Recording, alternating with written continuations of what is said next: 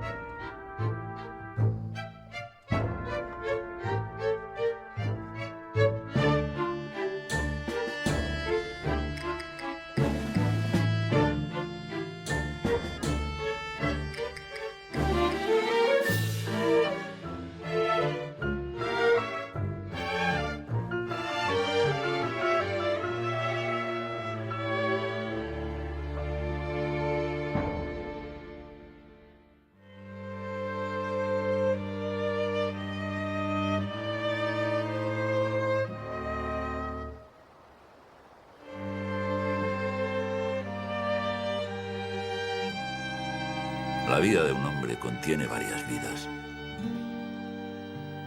Yo nací en Nueva York en 1904, pero nací de nuevo en España, aquí, en el Valle del Ebro. En 1938 me alisté como brigadista para ayudar al pueblo español en su lucha contra el fascismo.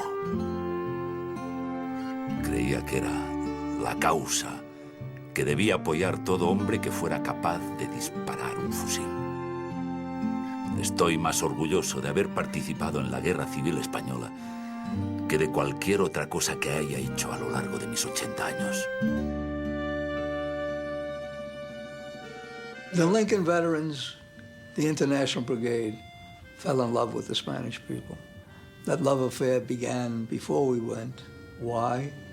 Because we had known from history, every time you have an army on your side and you have a rebellion, if you have the army, you win. Who's going to go fight an army? Here the Spanish people, they had formed a unique type of organization called the United Front, where no matter what you thought about what kind of a society you wanted, you had to stop fascism. You had to stop a rebellion here. And these people did it, despite the fact that the army was basically on the side, and the church, and the CEOs of the corporations, and the fascist party. Despite all of that, they were determined to defend their republic, and we just loved them for it. The Abraham Lincoln Brigade people, I don't know how many of them are still alive now, but I was fortunate enough to speak at a few of their gatherings, and I just, you know, there's nothing that gives you hope more than when you see people that act on their moral bottom line. General Franco brings his victorious troops to the south and takes personal command. The greatest battle of the war is about to begin. The battle to split loyalist Spain in two.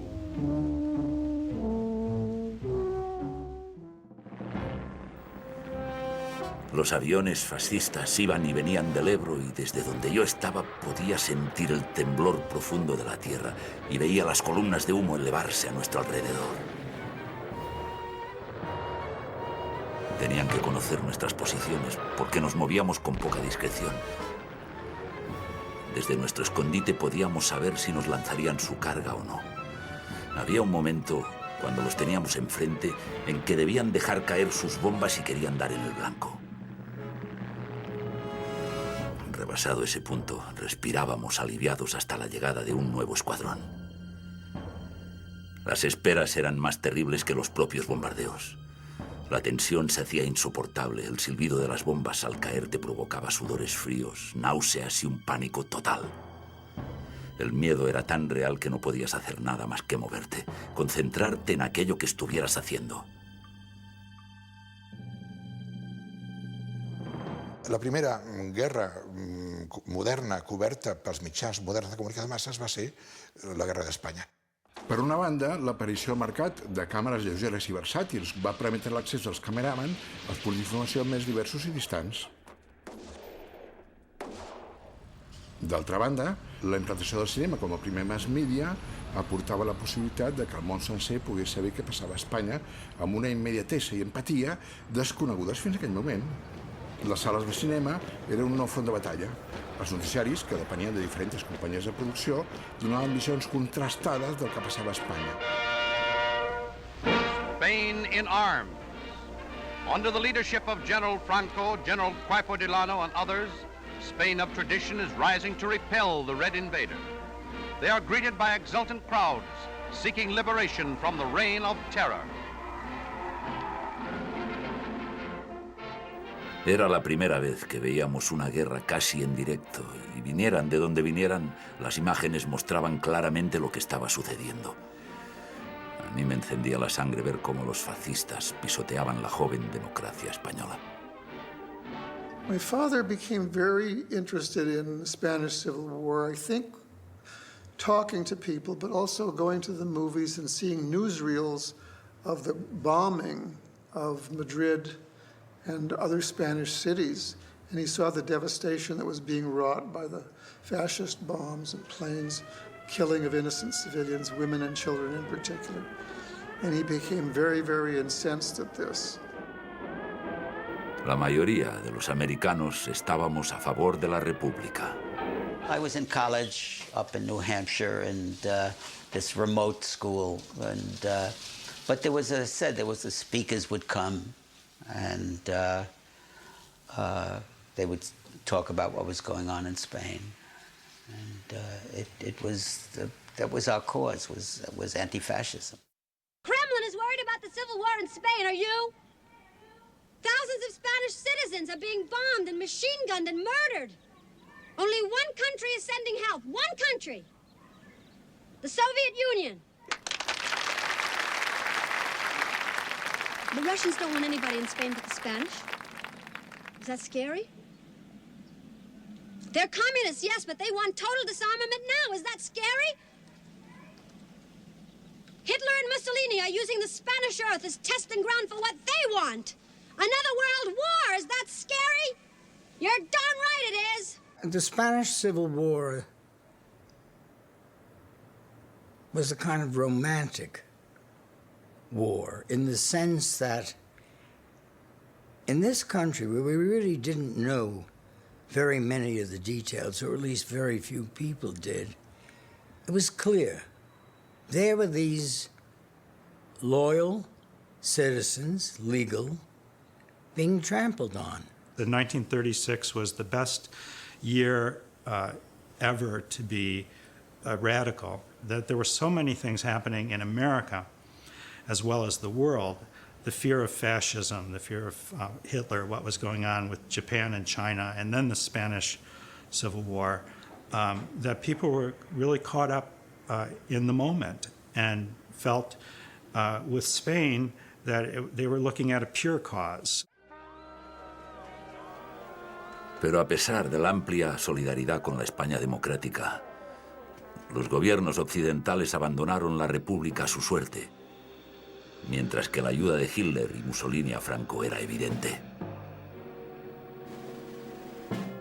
They are well supplied, far better than we, with guns, tanks, bullets, and planes from Germany and Italy. But they need coal. That is the one thing we have enough of. But it's worth the money we'll have to pay to keep it out of their hands. We're a desperate people. You goddamn democracy sons of bitches. You could have stopped this. You could have prevented 40 years of fascism in Spain, and you didn't do it because your goddamn class interests were such that you wanted to turn the fascists against the communists, and you would sit back and get the results of it. Well, you got fucked, and it's too goddamn bad, but you're to blame. En los Estados Unidos, Roosevelt seguía la línea de neutralidad marcada por Francia y el Reino Unido, con la excusa del sentimiento pacifista del pueblo americano. There is neither war, nor rumor of war, nor desire for war. And they would have to explain why Roosevelt, who was such a progressive American, fell for this whole line and why he supported it. And he supported it for very practical reasons. He wanted to win the 1940 elections, and his advisors told him that the Catholic Church would absolutely boycott him and be against him if he came out on the side of the Republic. Empresarios influyentes, como el poderoso magnate de la comunicación William Randolph Hearst o Joseph Kennedy, en aquella época embajador en Gran Bretaña, apoyaban a Franco. Los intereses económicos siempre acaban imponiéndose a los ideales políticos. Another point.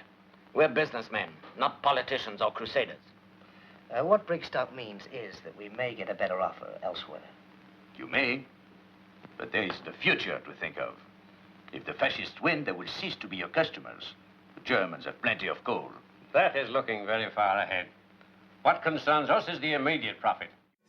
Però hi ha un speech, hi ha un discurs molt interessant de Charles Boyer als miners, als obrers, que això no té masses precedents amb el cinema americà, un discurs d'un antifeixista amb una massa d'obrers, de miners que estan davant, i els diu: This coal will be used to kill people. People just like you. Your government has forbidden the shipment of munitions to Spain, but this coal will be used to make munitions. To make guns and bombs. What's that to us? Aye. What's it to us where ruddy coal goes? Please listen to me. Why do they want your coal? Because the miners in Spain will not work for them. You know that. You've read it in your English papers. The miners at home are fighting them. Fighting for the same things you want. They are men just like you. What we want is jobs. Shut up there! We want our jobs. I know I'm asking you to fight for people you have never even seen. But they're fighting for you, too. Someday you'll know that. I've had enough of this. Here, come on now. No violence here.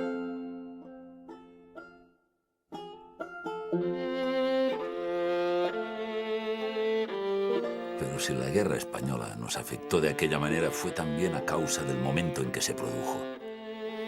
Los Estados Unidos salían de una de las épocas más duras de su historia. En los años 30 el país había sufrido una pobreza extrema. Millones de familias se habían encontrado en la calle, sin trabajo ni recursos. También yo luchaba por salir adelante. A pesar de mi formación universitaria, con mi mujer, Mary, cuidábamos una finca en Vermont. Aprovechaba los ratos libres para escribir. Fue entonces cuando descubrí el marxismo. You have to understand that in the context of the times, everybody was feeling politically liberal, and even people whose politics might be described as profoundly conservative were motivated to do political things. There was a whole struggle for unionization going on across the whole country.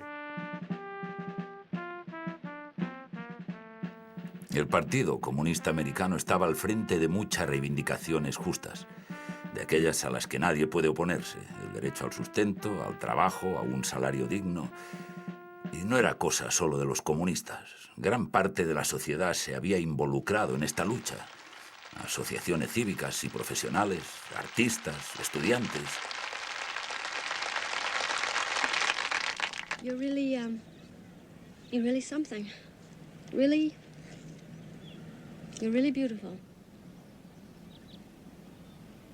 No, I mean it. You're really beautiful.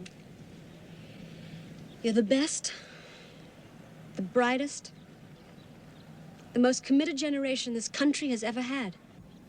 there were many. It wasn't. It was never just a handful of people. It was a growing group of people, and on the fringe of it all of the time were liberals, left liberals, progressives, people who weren't necessarily communists. Politically committed stars in Hollywood in the 30s, they were also politically committed to changing Hollywood. They wanted to change the inequities of Hollywood. They wanted to change what was addressed in films. El gremi de guionistes fou creat el 1973 per escriptors pròxims al Partit Comunista. La seva constitució no fou fàcil. Els guionistes van haver de suportar 8 anys de coaccions, de xantatges, d'amenaces i d'acusacions de comunisme abans de que els grans productors de Hollywood no admetessin el seu dret a associar-se. Forces against them, the people that opposed them, who were the people who owned the studios and bankers and Republicans and right-wing people, had a lot of foresight in seeing that these things would take power away from them, and they opposed them bitterly, and all of these things were a big struggle. Every union struggle in Hollywood was very bitter.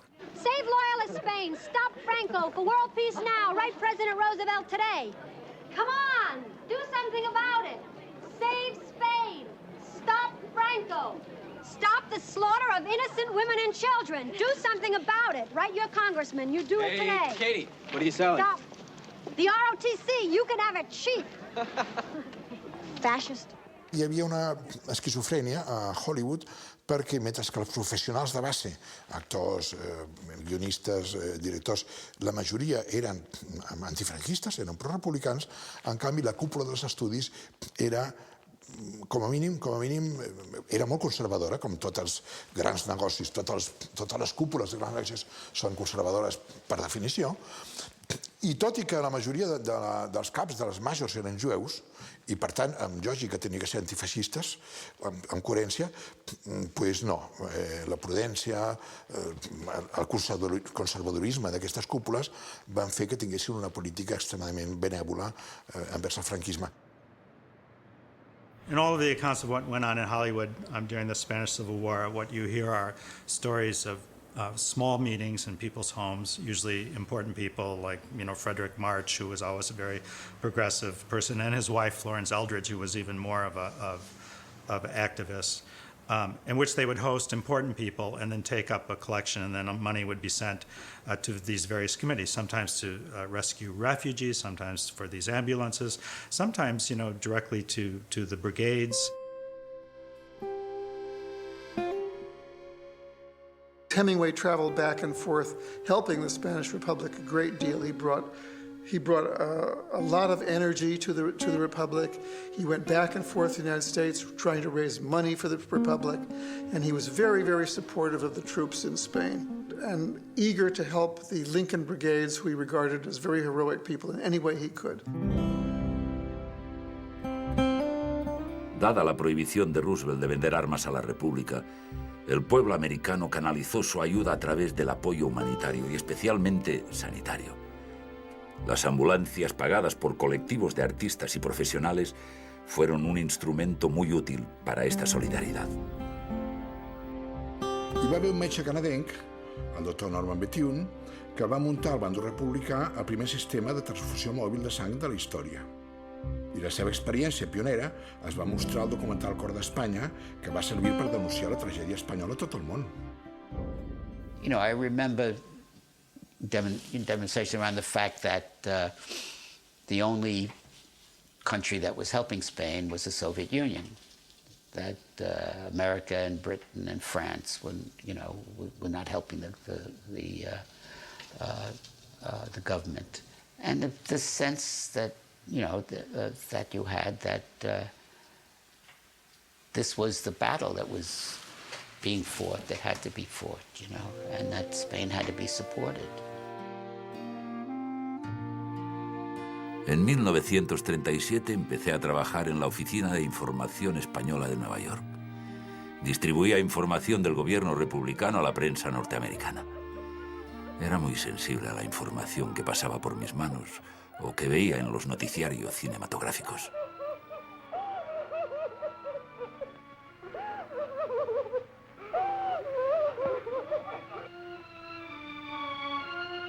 There was an immediate rush to get involved in the Spanish Civil War. I had a meeting where Jimmy Cagney was at the meeting, and he, after seeing footage of what was going on in Spain, he stepped outside, vomited, and then stepped back inside and raised his hand and said, "I will pay for an ambulance to be sent overseas." And that was the spirit. Me hervía la sangre y me afilié al Partido Comunista Americano, porque me parecía que era el único que luchaba en serio contra la amenaza del fascismo.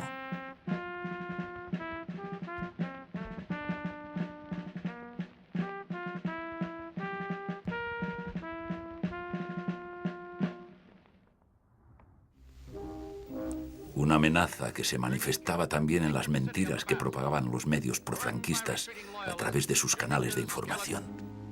The steel framework of this building and the standing walls of others prove that Guernica was not bombed from the air, but burned to the ground by retreating Reds.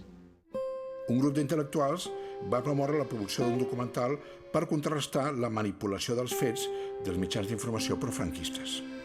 El grup encarregà el documental al cineasta holandès Joris Ivens, en aquell moment de viatge pels Estats Units. Part del cost de producció es recollia a Hollywood gràcies a la intervenció de Hemingway i Herman. Hemingway també acompanyava l'equip de rodatge a Espanya. This Spanish earth is dry and hard, and the faces of the men who work that earth are hard and dried from the sun. This worthless land with water will yield much. For 50 years we've wanted to irrigate, but they held us back. Now we will bring water to it to raise food for the defenders of Madrid. La pel·lícula és molt astuta perquè l'arquitectura, l'estructura que té, permet lligar els dos ideals que eren fonamentals al Front Popular, que era l'ideal comunista i l'ideal anarquista.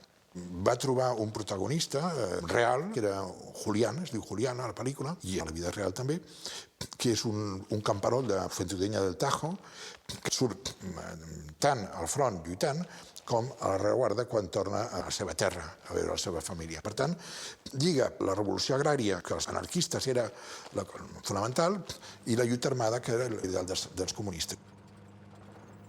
Vi un avance del documental en el Congreso de Escritores de Nueva York, en junio del 37. Hemingway regresaba de España y tuvo una intervención impresionante.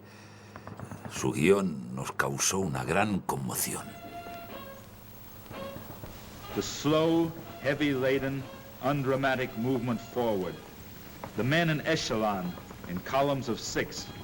In the ultimate loneliness of what is known as contact, where each man knows there is only himself and 5 other men, and before him all the great unknown. Es va exhibir per primera vegada a la Casa Blanca davant del president Roosevelt i els seus ajudants, el seu equip. A pesar de que Roosevelt dijo que era una película que todo el mundo debía ver, el presidente no cambió su posición oficial respecto a la guerra. Años después, Roosevelt reconocería que el abandono de España fue uno de los mayores errores de su vida política. La pel·lícula, després del passe a Washington, es va exhibir a cases particulars d'actors de Hollywood, progressistes com Frederick Marr, Frank Chonton, i aquests passes van servir per recaptar quartos per comprar ambulàncies per enviar a l'Espanya republicana. ¡Aviació! ¡Aviació!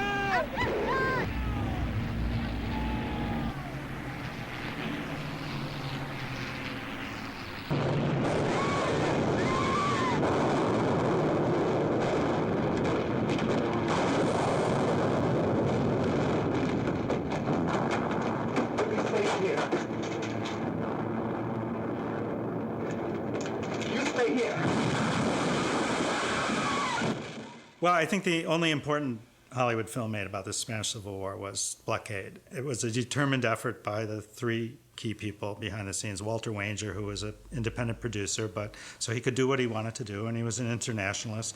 William Dieterle, who's from Germany and was an anti-fascist, and John Howard Lawson, who was probably the head of the Communist Party in Hollywood at this time, and a leader in all the public faces of the Communist Party, and who was determined to do something good.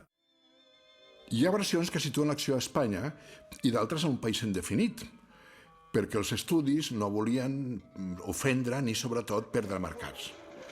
La història va d'un poble assetjat per un exèrcit que només té l'opció de rebre aliments per via marítima a causa de la política de no intervenció. Tot plegat, una metàfora de l'aïllament de la República Espanyola. You can't live away from here! They take it away, they take everything! Turn back and fight! Fight for it! Drive them from our valley and it'll be ours again. Ours! Ours! El Get the Blockade va tenir molts problemes amb l'autocensura americana, amb Joseph Breen, que era el cap de l'oficina Hayes, de l'oficina de Code Production, perquè Joseph Breen era un home de dretes, molt conservador, antisemita i amb simpaties franquistes.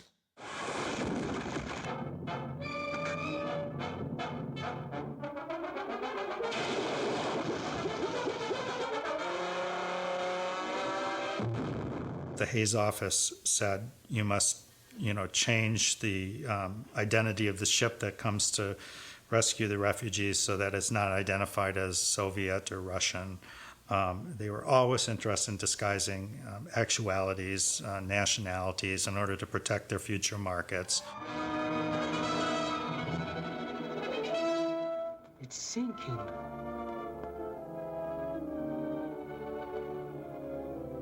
The filmmakers knew this in advance, so they were constantly tempering what they were trying to do. So it shows you this sort of intricate maze that they found themselves in. They were trying to make a film about Spain and be as militant and passionate as possible while disguising to some extent what they were actually doing in order to get it past the Hayes office. La pel·lícula va tenir una carrera molt accidentada perquè, a part de totes les dificultats que havia posat Joseph Breen a l'oficina de censura, els grups catòlics molt actius i franquistes a Amèrica van a alguns puestos boicotejar la pel·lícula. A la sortida del cinema els militants recaptaven quartos per poder comprar ambulàncies i enviar a Espanya, i també va ser l'estrena boicotejat també per piquetes que estaven a la sortida. Uns recaptaven quartos i altres protestaven. The whole world ought to know about this. They will. The stuff that I send home will burn up the cables. To sink a ship trying to bring food into these poor devils. What human beings could send out information to help a thing like that? Blockade va ser l'única pel·lícula feta a Hollywood que va prendre partit, tot i amb les limitacions de la censura, a favor de la causa republicana. Maybe you can find a little happiness and peace. Peace? Where can you find it? Our country's been turned into a battlefield. There's no safety for old people and children. Women can't keep their families safe in their houses. They can't be safe in their own fields. Churches, schools, hospitals are targets. It's not war. War's between soldiers. It's murder. Murder of innocent people. There's no sense to it. The world can stop it. Where's the conscience of the world?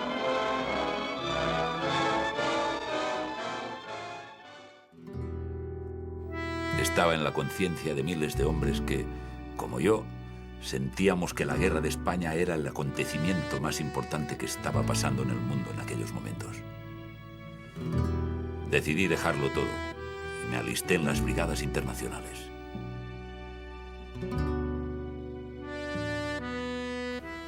Where did you get this flag? In Spain. It belonged to my brigade. Oh, for crying out. You expect me to believe you let a guy gun for you and let your friends be bumped off one after another for some dopey pennant? Let him alone! Take it easy, Mitch. Take it easy. It's all right. You wouldn't know, Tobin. Sure, it's a dopey flag. You could buy one just like it for $10, but you couldn't buy this one. I got it, I kept it, and I'm gonna keep it. Como dijo Abraham Lincoln, el vínculo más fuerte de solidaridad humana es aquel que une a los trabajadores de todas las naciones, lenguas e ideales. En los Estados Unidos se creó el Batallón Lincoln y 3.000 americanos fuimos, sin el permiso de nuestro gobierno, a defender la República Española. There was a democracy that was in danger. It was a really clear indication of fascism, and so all these idealistic people that went off to make a difference, thinking that the United States was going to be right behind them, and supporting them, and then they got abandoned, but they didn't give up the good fight. En enero del 38 embarqué en Nueva York hacia Francia con un grupo de voluntarios.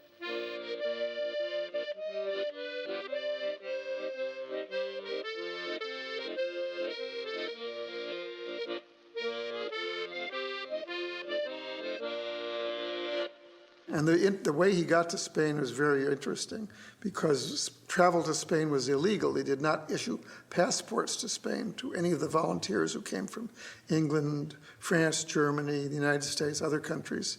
So people had to sneak into Spain. And the way they snuck into Spain is they basically got to Paris, where they were escorted to a train. Al ver a aquellos hombres de tantos lugares diferentes pensaba, la mayoría no volverá a ver a los suyos. No saben a dónde vienen. Su idealismo les ciega ante la realidad a la que se enfrentan. Pero enseguida me daba cuenta de que me equivocaba, que eran conscientes de ser los primeros soldados de la historia que realmente entendían de qué iba todo aquello, por qué venían a luchar y que estaban preparados para hacerlo. Nadie les había llevado allí más que su propia fuerza interior. Why have you come so far to fight for our republic? A man fights for what he believes in, Fernando. Well, but in his own country. Well, maybe you feel that I'm sticking my nose into other people's business. But I don't feel that way. It's not only Spain fighting here, is it? It's Germany and Italy on one side and Russia on the other, and the Spanish people right in the middle of it all. The Nazis and fascists are just as much against democracy as they are against the communists. And they're using your country as a proving ground for their new war machinery, their tanks and dive bombers and stuff like that, so they can get the jump on the democracies and knock off England and France and my country before we get armed and ready to fight. Me llevaron a Tarazona, donde concentraban a todos los brigadistas. I and others like me who didn't have any experience with guns and so on and so forth were given 3 months training, and that was a luxury, and that was important. It saved lives. It gave you a sense of what war was like, how to infiltrate, how to protect a guy that's being sent ahead to cover some ground.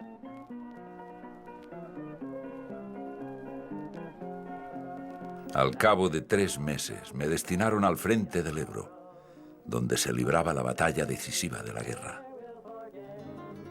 La vertiente norte del río tenía unas lomas empinadas con terrazas de piedras repletas de olivos.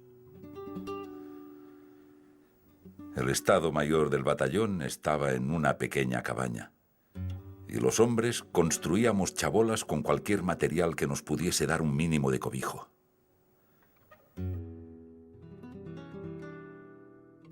Nos aburríamos soberanamente en espera de entrar en acción. Estábamos siempre hambrientos y buscábamos continuamente algo que fumar. Un día nos visitaron Herbert Matthews del New York Times y Hemingway. Cuando le dije mi nombre, exclamó: «Oh, me alegro de conocerte, he leído lo que escribes». En ese momento lamenté las críticas que le había hecho. Me dio un paquete entero de Lucky Strikes. He came up to the Lincoln Battalion, and he was such an ardent supporter of the Republic. He says, I want to go into a trench and fire a gun one time. And they tried to talk him out of it. No, I want to do it. So they sent up 6 other guys with him to protect him and so on and so forth. And he went to a sharpshooter's den where they were aiming it at the trench and so on. And he looked through the thing, and he thought he saw a movement, and he fired a couple of times, and they took him back. Nobody's ever reported that. Queridos Dan y David, os escribo escondido en una cueva mientras oigo los cañones bombardeándonos por todas partes. Ayer fue el peor día desde que llegué. Los fascistas nos atacaron sin parar con aviones, morteros y grandes cañones. Era el infierno. Mis compañeros fueron muy valientes. Y eso que para la mayoría era su primera batalla. No tenemos fuerzas para resistir este ataque tan violento. Pero si no le paramos aquí, Franco dividirá la zona republicana en dos y la guerra estará perdida. Me han gustado mucho vuestros dibujos. Enviadme más. Pienso mucho en vosotros. Os quiero mucho. Y os mando un gran beso. Papi.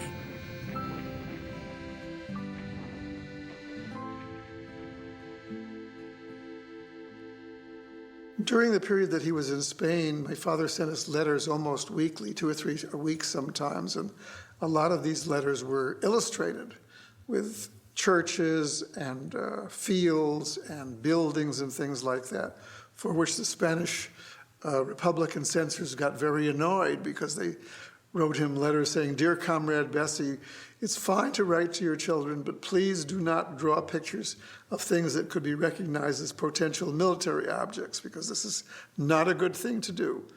We believe you're a trustworthy comrade, but pictures for your children are taboo, so don't do that, please."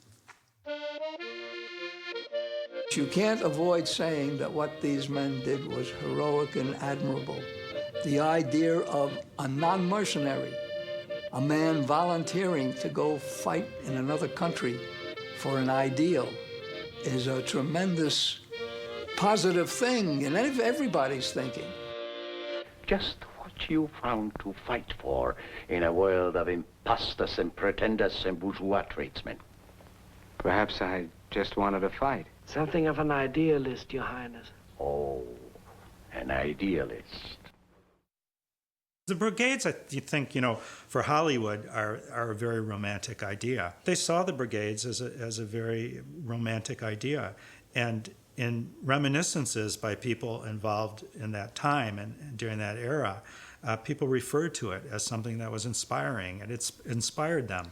I don't want to say it made them ashamed of staying home and making money in Hollywood, because some of them were sending as much money as they could, to the brigades. But they saw that as a noble example, definitely. Deep down inside, they know they have to do it. It's something they can't help. That's the way it is with me. I know I have to hold out. Maybe because the thing's a symbol. Symbol of 3,000 men who were my friends. 3,000 guys who were shot down around me. Maybe it's something more than that. Maybe it's everything that people all over the world are fighting for.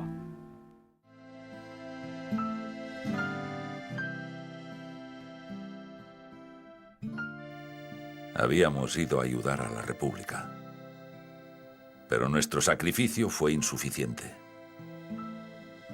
La derrota de España me quedó como una herida abierta a lo largo de toda la vida.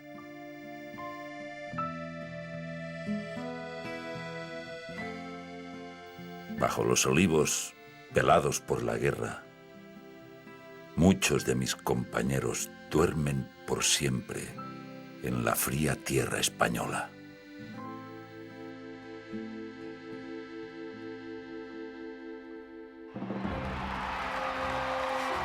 The primary lesson of Spain is that the world had a choice between actively fighting fascism or appeasement, and they chose appeasement, and the world's had to suffer a World War II with 60 million dead, with all the horror that took place.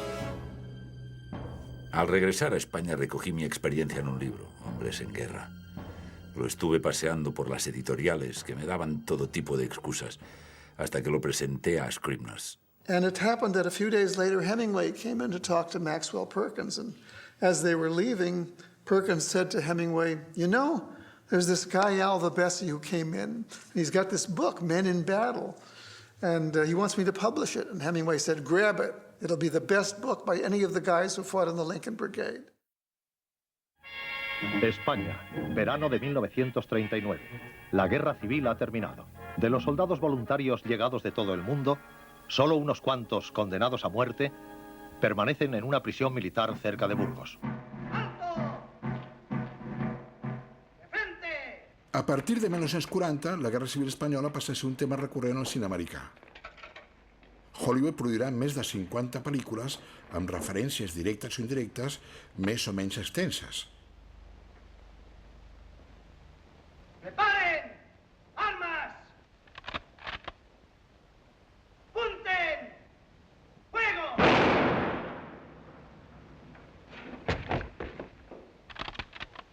was Oviedo. Flew in my squadron. La Paramount va ser la més activa productora en temes de la Guerra Espanyola i, de fet, tenia mala nota amb els arxius de Franco. La Paramount era productora enemiga. No? A l'any 40 va fer una comèdia molt agradable, però molt simpàtica, amb guió de Billy Wilder, fugitiu del nazisme a Europa, vienès, i Charles Brackett, que va dirigir Mitchell Leisen, i que es deia Arise My Love, que es podia traduir per amunt, estimada meva, una cosa així. Conscient de la influència mediàtica del cinema, el president Roosevelt encarregà als grans estudis que produïssin pel·lícules a favor de la intervenció en la guerra europea. I el record de la derrota de l'Espanya democràtica era molt útil per alertar dels perills del nazisme. Why did you guys come over here in the first place? Because you read a couple of articles on Spain, or is democracy doomed?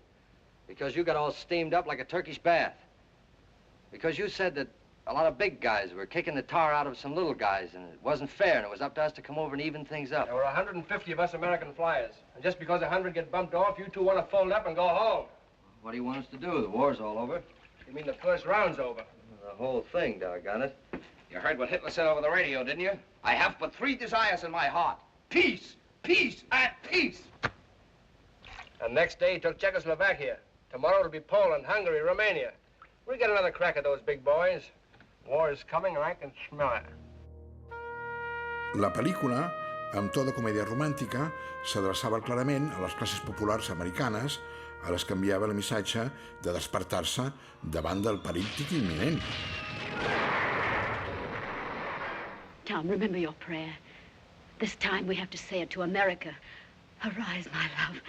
Arise, be strong, so you can stand up straight and say to anyone under God's heaven, all right, whose way of life shall it be, yours or ours? Gusto, I always said you were the best. Hi ha una altra també d'aquesta mateixa època que és Watch of the Rhine, també lliga de nou al tema de la guerra d'Espanya i la Segona Guerra Mundial. Per tant, són pel·lícules aspectes didàctiques perquè expliquen que el feixisme va començar a Espanya abans de que Hitler s'annexionés a Àustria l'any 1938. La obra tiene como telón de fondo la actividad de grupos pronazis en los Estados Unidos. Mientras el país continuaba infravalorando el peligro de lo que pasaba en Europa, la serpiente ponía sus huevos dentro de nuestra casa. They wore Hitler's uniforms, but they wrapped themselves in the American flag. They preached the doctrine of racial and class hatred, for Hitler had said America could be conquered from within. En aquest cas, la pel·lícula vol cridar l'atenció a l'alta burgesia americana a través d'un personatge que ve de lluitar a la Guerra Civil Espanyola i descobreix un agent nazi a casa de la seva esposa. Kurt works in an illegal organization. He has for 7 years. We're carrying with us $23,000. It's been collected here and in Mexico from the pennies and nickels of poor people who don't like fascism and who believe in the work we do. It was to be picked up and taken back by the first man going. Max and Kurt. They loved each other. They were in the war together, and they're in Spain together. Once in Spain, Max made a medal from a ring. I make you a medal because you're a fine soldier, he said.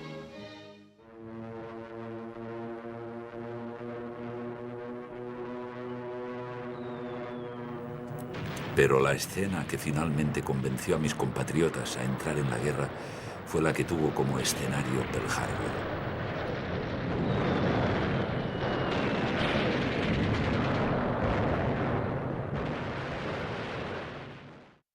A l'any 43 apareix una de les pel·lícules més famoses i de més impacte de la guerra d'Espanya, que és quan la Paramount de nou fa For Whom the Bell Tolls, Por quien dobla las campanas. Hemingway havia publicat la seva novel·la a finals de l'any 40, va ser un èxit extraordinari, arrollador. This was the one book that gained universal acceptance both in the United States and to a large extent abroad too, because of Hemingway's popularity, his name, the fact that he was known as an ardent supporter of the Republic. It was accepted as the book about the Americans. Hemingway va tenir sempre una línia antifeixista, naturalment, però no era un escriptor polític, era un escriptor d'aventures, més aviat.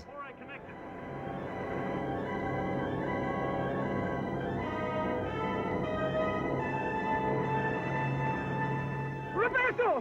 ¡Roberto! Aun tratándose de una ficción sentimental, Hemingway incluyó en la novela algunas de sus experiencias en España. And yet it was the furthest thing in the world from the experiences of all the rest of us.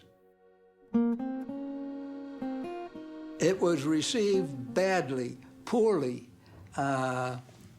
hatefully by the veterans of the Lincoln Brigade, both the leadership and the membership.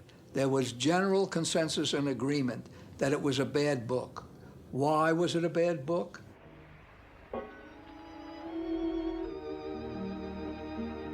A pesar de mi sincera admiración por Hemingway, por su apoyo a la República, tuve que cargarme el libro. Pero es que la causa por la que tantos de nosotros habíamos luchado en España quedaba desvirtuada en la novela.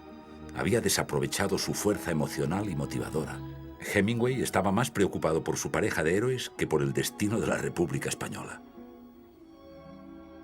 Tinc que dir de tota manera que hi ha un element polític evident i és que Maria explica com va ser torturada i violada pels feixistes. Això és l'element polític més rellevant per definir l'ètica dels dos bandos. Then I could feel a pain. And they were pulling at my hair and cutting it off with a razor. And then they put the braids in my mouth and tied them around my neck to make a gag. Hemingway había escrito una novela sobre España sin el pueblo español. A los brigadistas, la novela nos sentó como un tiro y enviamos una carta muy dura a Hemingway diciéndole que repudiábamos el libro y lamentábamos su publicación. We published this in The Volunteer, the Left Press, the Daily Worker, the Guardian, a whole number of papers published our review too. And it was opposed, and Hemingway got mad, and he wouldn't talk to us for a number of years. Por tanto, el ambiente estaba bastante caldeado cuando en 1941 la Paramount decidió llevar la novela al cine. La adaptación se convirtió en un campo de batalla de las dos opciones políticas enfrentadas desde la Guerra Civil Española. El consolat espanyol de San Francisco va demanar el guió, que va qualificar d'atroç i insidiós i va pressionar a la Paramount perquè introduís canvis. Grups d'esquerres van denunciar aquest intent de manipulació del govern franquista i val a dir que ni la Paramount ni el Departament d'Estat van cedir a la pressió franquista. En plena Segona Guerra Mundial, el govern americà reconeixia que allò pel que lluitaren els lleials de la República era la mateixa causa per la qual estaven lluitant en aquell moment.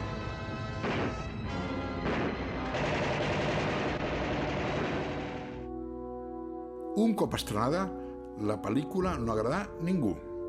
La premsa digué que presentava de manera tergiversada els fets històrics. Paradoxalment, els únics contents van ser els diplomàtics espanyols que consideraven que la propaganda roja no havia assolit els seus objectius.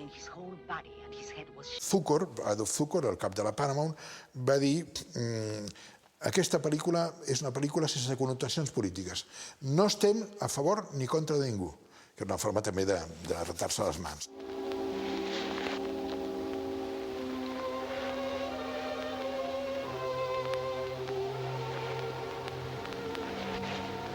Però la pel·lícula va tenir un gran impacte per la història d'amor i perquè realment la Bergman està extraordinària i, com s'ha dit algunes vegades, la imatge popular de la Guerra d'Espanya durant una dècada va ser la imatge que va donar públicament perquè em donen les campanes. So we were opposed to it. We put it down. We asked people to pass it by, don't see it, boycott it. But they didn't. El que sí que va boicotejar la pel·lícula va ser el Franco, ja que no es va estrenar a Espanya fins l'any 78, 3 anys després de la seva mort. Perquè Franco va instaurar un sistema de censura rigidíssim que va mantenir al llarg de la seva dictadura.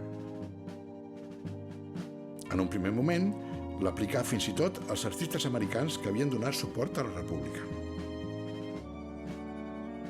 I a l'any 41, inclús hi ha una circular del Departament de Propaganda prohibint citar Chaplin, Paulette Goddard, Lewis Milestone, en fi, tot un seguit de directors, cineastes, escriptors que han col·laborat d'alguna manera o altra amb la causa antifranquista, la causa republicana. O sigui, no prohibien el personatge a la pantalla, prohibien el seu nom i a la publicitat i a la pel·lícula i demés. Una forma més subtil de control ideològic s'exercia canviant els diàlegs de les pel·lícules a l'hora de doblar-les. Louis, whatever gave you the impression that I might be interested in helping Laszlo escape? Because, my dear Ricky, I suspect that under that cynical shell, you're at heart a sentimentalist. Oh, laugh if you will, but I happen to be familiar with your record. Let me point out just 2 items. In 1935, you ran guns to Ethiopia. In 1936, you fought in Spain on the loyalist side. And got well paid for it on both occasions. És el moment en què s'estrena Casablanca, que es modifiquen els diàlegs de Humphrey Bogart, quan diu que ha ajudat a la causa republicana. Le citaré solo 2 detalles. En 1935 introdujo armas en Etiopía. En 1938 luchó como pudo contra la anexión de Austria. En ambas ocasiones me pagaron bien. Los vencedores le hubieran pagado mucho mejor. Es posible. Mientras Franco les censuraba, los guionistas de Hollywood utilizaban el compromiso con la España democrática para reforzar el carácter noble y romántico de sus héroes. Your scar doesn't show in this picture. Have you been in the fighting? Yes. Which side? The Republican side, of course. Well, your passport's quite in order. You are German? Yes. What side do you fight on in Spain? I beg your pardon. Be still, Papa says. I fought with the Army of the Republic. I am not a Nazi or a fascist. I'm a big fool. I beg your pardon. Don't forgive me, please. I might have known which side a man like you would be on. El personaje que había luchado en el bando republicano debía ser, por fuerza, el bueno de la película.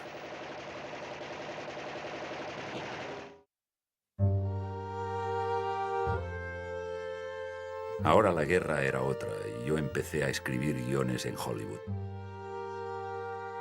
El mundo del cine me fascinaba y pensaba que podía hacer algo allí, al menos evitar que se hicieran películas sin valores. Pero enseguida me di cuenta de las restricciones que los estudios imponían a un escritor, aunque nunca pretendí hacer política con mis guiones. Una de las primeras cosas que hice al entrar en la Warner fue afiliarme al gremio de guionistas. During the period that he worked in Hollywood, which was approximately from the summer of 1943 until summer of 1945, he wrote several films. His most important film was a film called Objective Burma, which was a film starring Errol Flynn. He didn't write the screenplay, he wrote the original story for that, and it got nominated for an Academy Award. La victoire est complète.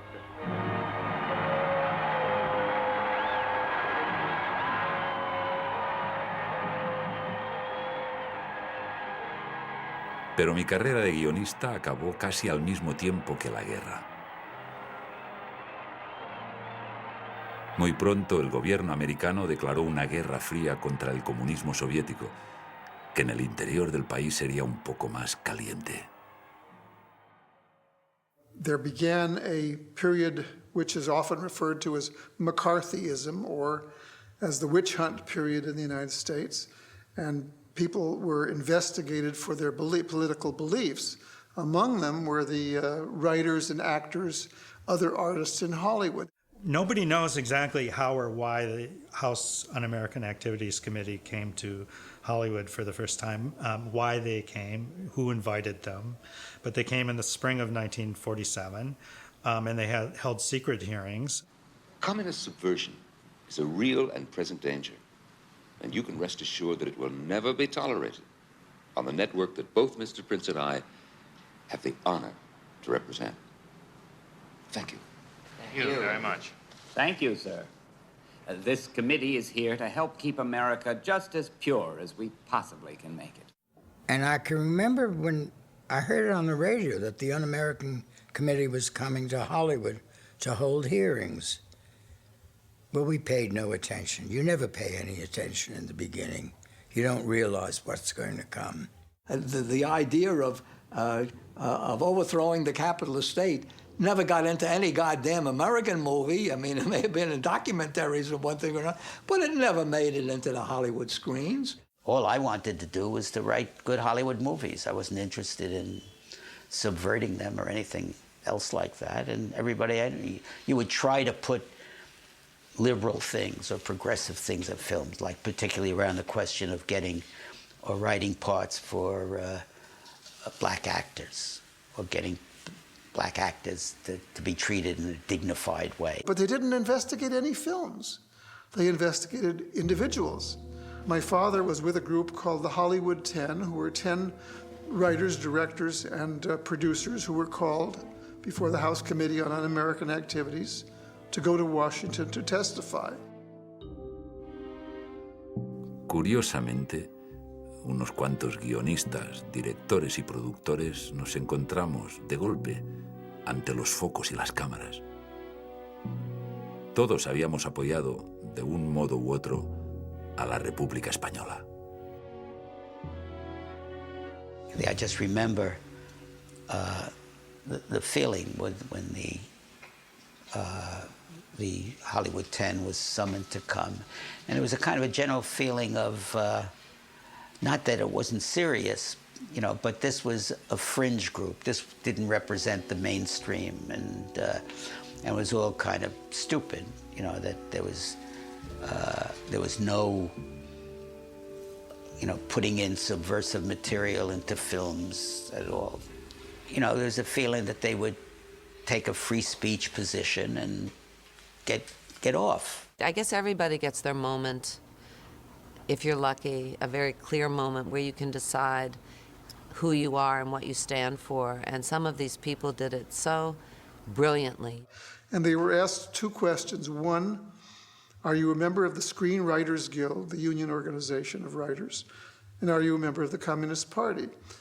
And the position that my father and his compatriots took was, and I do not believe this committee has any more right to inquire into my political affiliations than I believe that an election official has the right to go into the voting booth and examine the ballot which has been marked by the voter. This body and its previous manifestations is on record as believing that support of the Spanish Republic was and is subversive, un-American, and communist-inspired. That lie was originally spawned by Hitler and Franco, and the majority of the American people, in fact, the majority of the people of the world, never believed it. It's very apparent that you're following the same line of these other witnesses. I am following no line. Which is definitely the communist line. I am using my own head, which I shall continue to do. You're excused. And if you want to make a speech, go out here under one of the big trees and sound off. ¿Quién nos iba a decir que haber apoyado a la España democrática sería un día motivo de sospecha? The question is, Mr. Brown, what have you done? Nothing. I'm an actor. Nothing? 6 years ago, I marched in the May Day parade. I bought a subscription for the Daily Worker, but I never read it, not one word, right from the mailbox to the garbage can. I was only trying to get laid. This girl, this communist girl, she had a big ass. I am not interested in your sex life, Mr. Brown. Hecky, I was just telling you, that girl was the reason. Was she also the reason you signed a petition for loyalist Spain? Did I do that? And Russian war relief? We were on the same side, weren't we? I think uniquely, my father, Alva Bessie, was probably one of the only, if not the only, Hollywood personality who had actually fought in the Spanish Civil War, who also became a screenwriter and was called upon to testify by the Un-American Committee. There were a great many people who were supportive of the Hollywood blacklistees. There was John Garfield, of course, John Huston, there was Danny Kaye, Humphrey Bogart, Lauren Bacall, and a great many of the big Hollywood stars at that time. They chartered a plane to fly to Washington, D.C. to attend the hearings. And named the names of 14 of his fellow actors. He described in detail their various associations with what were termed subversive organizations. The 10 men of the original 19 who refused to testify before the committee, known as the Hollywood 10, are awaiting the verdict of the Supreme Court in their appeal to reverse the charge of contempt of Congress, which each has been... La verdad es que al principio nuestros colegas se desvivieron por nosotros, si bien el apoyo se fue diluyendo rápidamente. Do you have any comment regarding the Hollywood 10? Well, I'm afraid they're running toward martyrdom, achieve nothing but their own destruction. Standing up for principle doesn't make you a martyr. You don't like this country? Why don't you get the hell out? My country, too. They could have denied everything and confused everyone, as others did. They didn't want to deny everything. They hold this press conference someplace else. What are you doing down here at all, George? Somebody might put your name on a list. I refuse to be intimidated. Yeah, well, those 10 men feel exactly the same way. Free speech is all we're talking about. Those men are fighting for your right to make any kind of picture you want. He was charged with contempt of Congress, along with his fellow writers, producers, and in company with most of them, he served a year in jail, 2 months off for good behavior. 2 of them got 6 months in jail, and he got a year. Served it in the state of Texas. A group of people got together in New York, including major producers, major studio executives, and major financiers. And no one knows exactly who was in that room at the Waldorf Astoria. And they agreed to fire the 10, because they're obvious communists and they had done this terrible thing in Washington of standing up to Congress. And we're not going to hire any more communists in the industry. And we will not re-employ any of the 10 until such time as he is acquitted or has purged himself of contempt and declares under oath that he is not a communist. The witch hunts affected me personally during the period because I was made fun of by some schoolmates, although others were very sympathetic. A teacher would come up and whisper in my ear, "I want you to know how proud we are of you and your father, and stand he's taken." But a lot of other people would just make fun and call me a dirty red when I didn't even have any politics at the beginning of that period of time. And he came out and he couldn't get a job any longer. There were no screenwriting jobs available except for a short period on the blacklist, and most of those were before he went to jail, actually. And he returned to what he had done somewhat successfully before. He became a newspaper man as well and wrote lots of articles, freelance reviews. He wrote articles about Spain. He wrote novels. He began to write novels again. He wrote a novel called The Un-Americans, which was about a man who goes to Spain and another man who becomes a writer, and one eventually informs on the other. En conjunto, una de las épocas más vergonzosas de la historia de mi país. Una época de delatores y de vencidos, en la que unos perdían la dignidad, otros el trabajo, algunos la vida.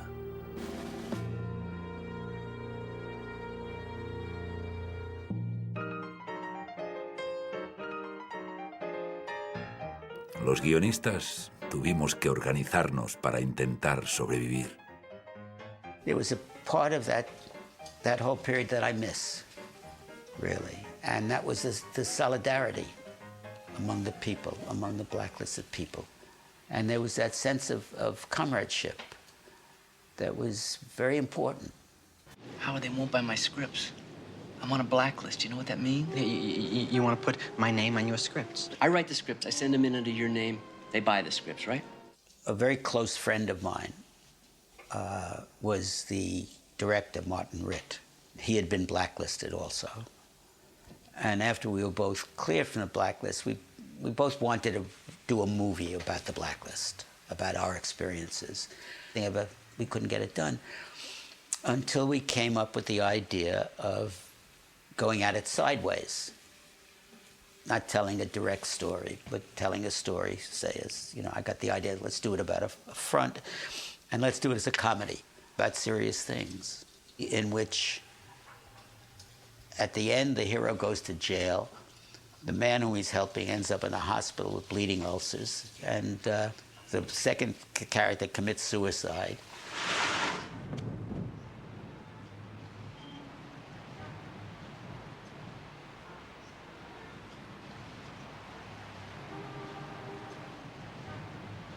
It was a very happy experience. We hired a lot of formerly blacklisted actors to be in it, you know, and we did the movie.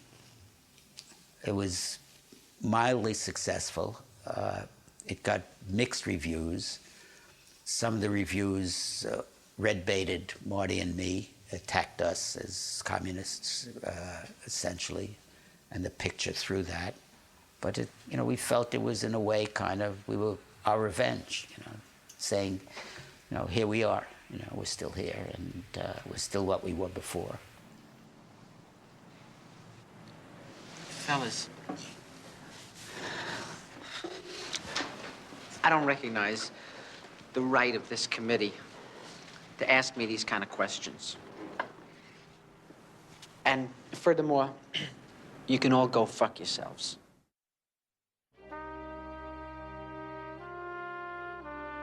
En plena Guerra Fría, el gobierno de mi país descubrió que el primer líder anticomunista era Franco. Eisenhower movilizó a la comunidad internacional para levantar el aislamiento al que se había sometido a España después de la Segunda Guerra Mundial. Con la vuelta de los embajadores extranjeros, se reanudaban relaciones que habían permanecido interrumpidas durante algún tiempo. Mostramos aquí algunos de ellos al hacerse cargo de sus respectivas embajadas. El primero en presentar sus cartas credenciales fue el representante de los Estados Unidos. En aquest moment històric, Hollywood adapta de nou un conte de Hemingway, Les neus de Kilimanjaro. El cuento tiene mucho de autobiográfico, pero la productora añadió una escena de la guerra civil que no existe en el original.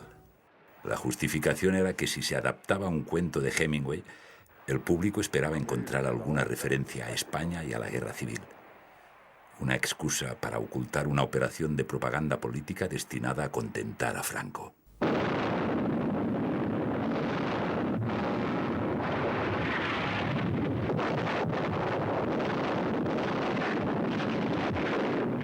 Companyia! Adelante! Com s'havia fet 10 anys abans, el Consolat Espanyol de Los Angeles va pressionar la 20th Century Fox per tal de modificar el guió. Va suggerir d'adaptar-ho als fets polítics actuals i es referia, naturalment, a l'ofensiva anticomunista que vivia Amèrica que permetia un revisionisme de la Guerra Civil Espanyola. El Senado publicó una lista de organizaciones subversivas. Entre ellas figuraba la Asociación de Brigadistas Abraham Lincoln.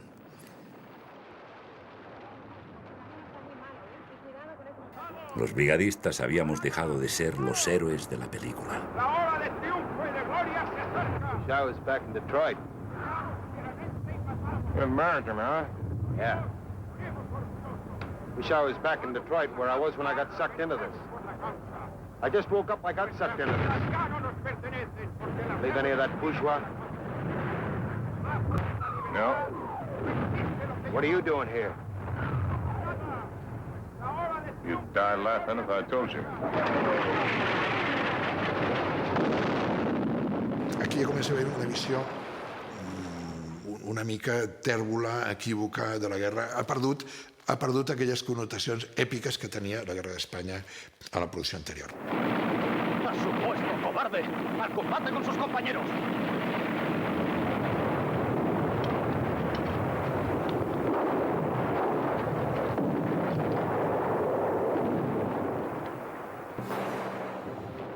Aquesta vegada la diplomàcia espanyola va tenir més èxit que 10 anys enrere i la 20th Century Fox va cedir davant de la pressió espanyola.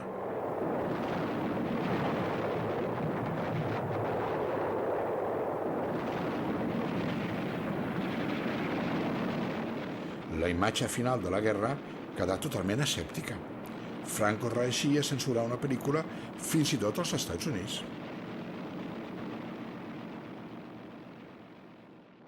Es curioso que el compromiso de Hemingway con España haya acabado, a la larga, tan tergiversado por Hollywood. ¿O no fue así?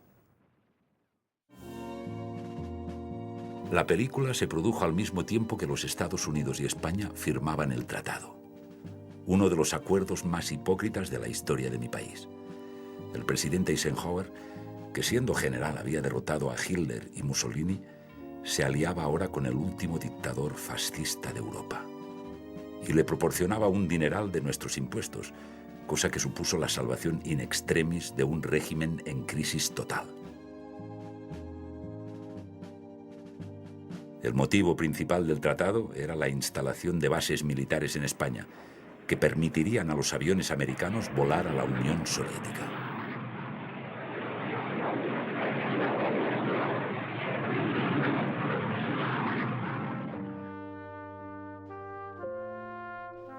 El Tratado de las Bases me indignó.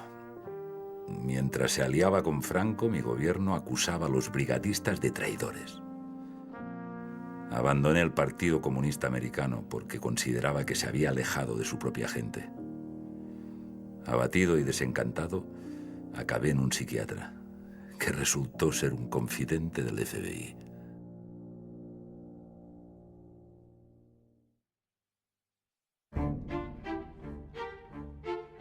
Als anys 60, molts productors independents plantegen pel·lícules produïdes a escenaris europeus. El director Fred Zinnemann adapta al 1963 la història del final del darrer maquis espanyol.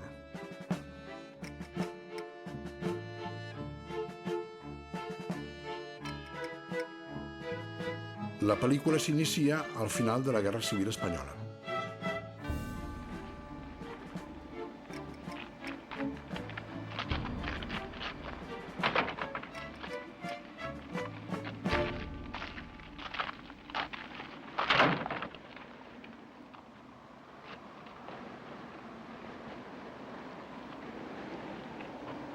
Hey, Manuel, where you going? Come back! Manuel Artigas, it's no use. You know him? Everyone who loves Spain and freedom should know who that is. Quico Sabater fou un dels últims maquis guerrillers que no donaven la guerra per acabada. D'ideologia anarquista, Sabater vivia al sud de França i creuava els Pirineus per donar els seus cops a Espanya.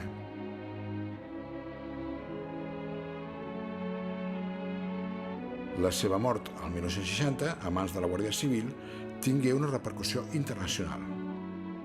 A la pel·lícula, el guerriller torna a Espanya i cau en una trampa que li posa un capità de la Guàrdia Civil que l'espera des de fa 20 anys.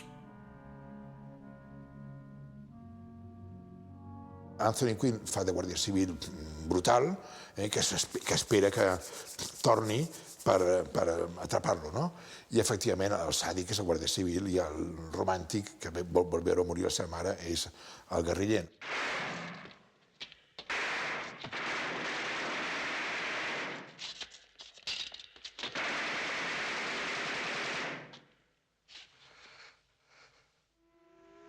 La pel·lícula no va agradar gens al règim franquista, que va intentar que la Colòmbia no la produís.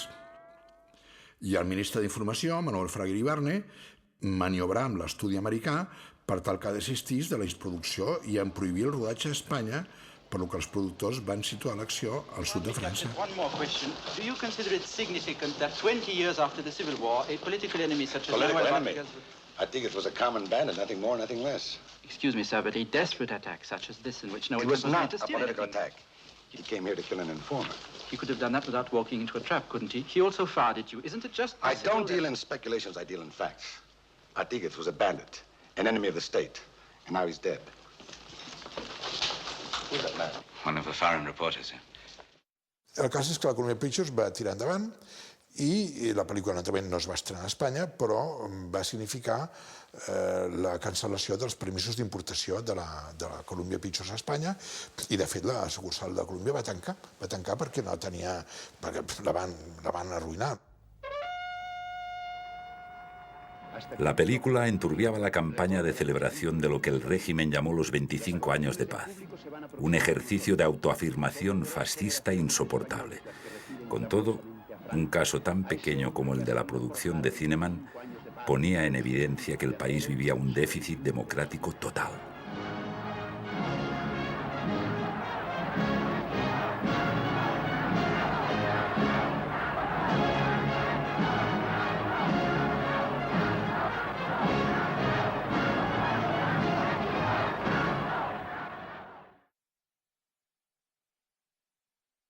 Mientras Franco reinaba con el apoyo de mi gobierno, yo había renunciado a hacer más películas.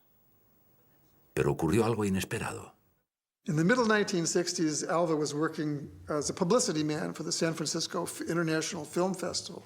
And while there, a well-known Spanish director, Jaime Camino, had come to show one of his films. And he got to talking with Alva, and my father was very suspicious of him because anybody from Spain obviously had to be a fascist, a Francoist. And so he was very leery about talking to him. And finally, my father decided to tempt the fates. And he said, you know, I have been in Spain. And Camino said quietly, yes, I know. And my father puffed out his chest and said, con las Brigadas Internacionales. And Camino said, yes, we are very proud of you. Of course, this stunned my father. Y allí empezó nuestra amistad. Nos prometimos trabajar juntos y efectivamente, al cabo de 3 años, Jaime me invitó a participar en su nueva película.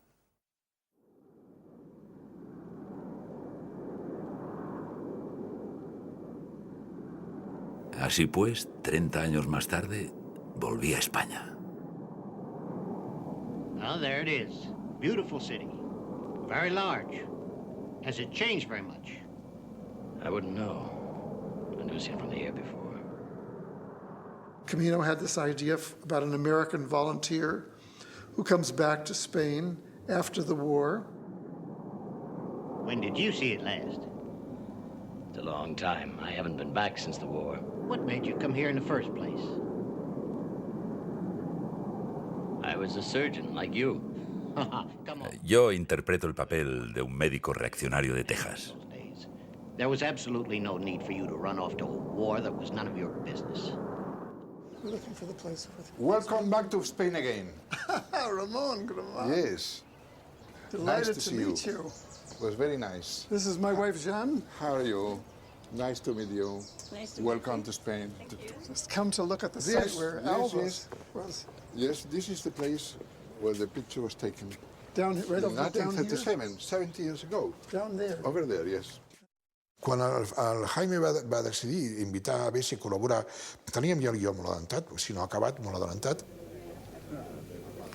Así fue como me encontré inmerso en la historia de un brigadista que regresa a España y busca los rastros de un antiguo amor de la guerra. Se parece usted mucho a su madre. Trabajamos juntos durante la guerra. Ella era enfermera. Sí, Ella nunca habla de esos tiempos. fueron muy duros. És una pel·lícula sobre un fracàs personal i sentimental i íntim d'un perdedor de la guerra, d'un loser de la Guerra Civil que torna després per retrobar-se. Va tenir una cosa molt bonica, que és que d'alguna forma era una pel·lícula especular de l'experiència del Babessi. Are you looking for trouble, Mac? El viejo brigadista no solo encuentra una España vacía de los ideales por los que había venido a luchar, sino que descubre un país ocupado por sus propios compatriotas que ahora, además, le dan una paliza.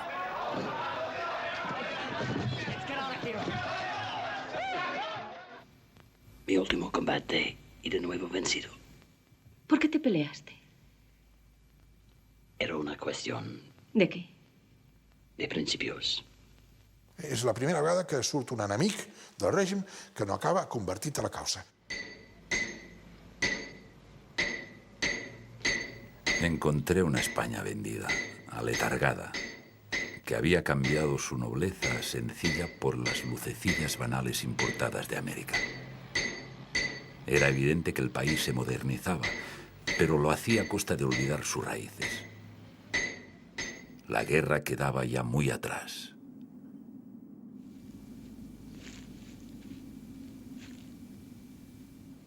Before the shooting, I came with Jaime Camino, to inspect the place. And I remember it was extremely impressive. It's still impressive, but the first time is more shocking. Mm-hmm. Did the Germans bomb this town? Yes, Germans and Italians also. The Italians as well? Also, yes. And It was completely destroyed, completely. And no one knows how many people died here. Because I remember my father telling me that the Lincoln Brigade stopped in the town, I think, shortly after it was bombed. Yes. While they were being retreated and going to another part of Spain. This is quite moving to be in the same location that he was at that time. Of course. That means that the stones remain, life goes on, and the stones remain. It's amazing. I had no idea when I looked at the photograph that there were hills beyond, but now I see it's the same exact location. And in color, you see that in color now. In color? Yes. I wonder what Alva would think if he knew that you and I would be here talking about this now, so long after. Surrealist for him. Yes. You know, life gives so many times.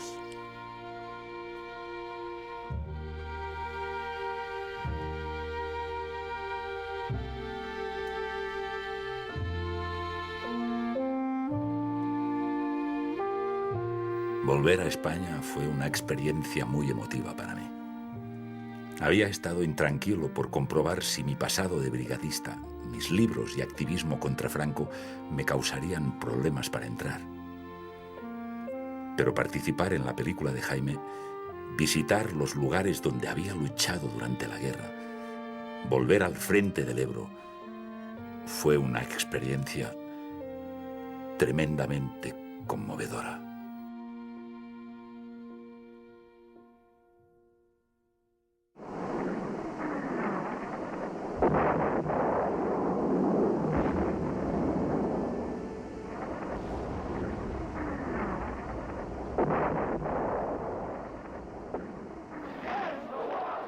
A principios de los años 70, la guerra de Vietnam centraba la actividad política americana.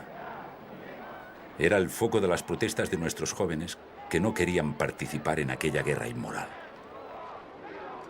I think that I came of age. I was very lucky to come of age at the end of the 60s, the beginning of the 70s, when the issues were much clearer, when there were photographs of Vietnam, when you saw on television what was happening in the South in terms of African Americans and voting and all of that business. And if you were young and you had half a brain in your head, you were idealistic, and in fact, Vietnam stopped, and it was possible to make a difference. And so, besides sex and drugs and rock and roll, there was also an idealism that was very practical. This generation came back and showed that they had true grit of talent as well as true grit of political convictions. And maybe that's why in the late 70s there's this splurge and spurt of political filmmaking, because it had been made respectable again, briefly, by this generation. Una de les primeres pel·lícules de ficció que reprèn una certa preocupació política és Tal com érem. És el primer film americà de ficció que s'atreveix a esmentar el tabú de la caça de bruixes i que utilitza, a més, la Guerra Civil Espanyola com a símbol del despertar polític de tota una generació. Oh, your hero, huh? Who? Yeah. He wasn't in college when he didn't lift a finger for Spain. Congress was isolationist in 37. I bet you could justify the Nazi-Soviet pact. Easier than you can justify the Allies sitting on their behinds while the Russians were taking a beating. Why can't you say asses? When I wrote The Way We Were, it wasn't with the intention of writing some political piece that would get people to do thus and so.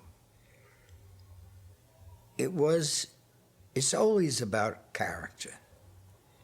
And in this case, she was a semi-disguised version of me, really. And what I believed in, and I think all that forms everybody's character. I don't care how obtuse you are, how ignorant, but your political feelings are part of you. But you'd rather talk politics. All the contradictions. Should we get in the war? Should we not get in the war? Stalin's for Hitler, Stalin's against Hitler. It's all a lot of political double talk, but you hold on. I don't know how you do it. I don't know how you can. But that kind of political film is about people's lives and how you live and why you live. Cuando murió Franco, todo el mundo pedía mi opinión. Yo había seguido la actualidad española día a día desde 1939. Estaba encantado de que finalmente el pueblo español pudiera recuperar la democracia y construir su futuro. Los españoles iban a ser por fin los protagonistas de su propia vida.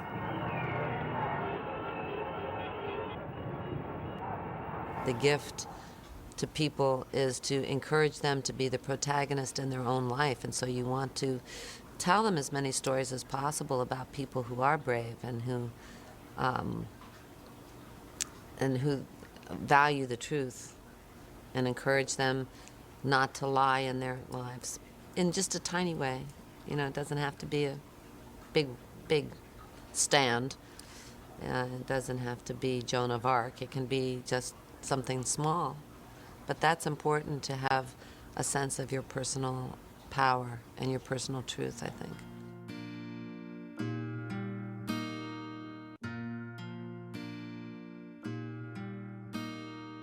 He pasado los últimos años explicando la película de mi vida. En especial, la secuencia de España, la que más me ha marcado.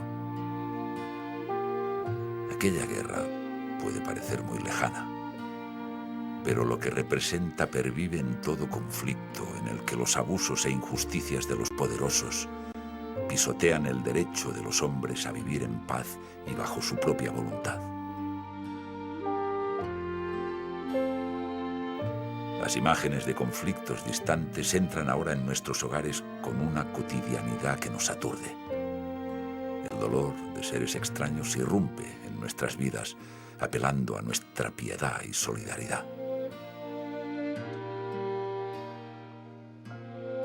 Somos muchos los que nos sentimos implicados en la lucha contra las opresiones y las injusticias, donde quiera que se den.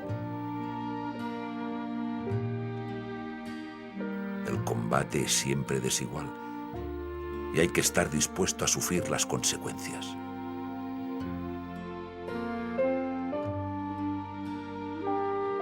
Pero la fuerza de nuestras convicciones y la resistencia en nuestro compromiso hará que la humanidad avance hacia un mundo mejor.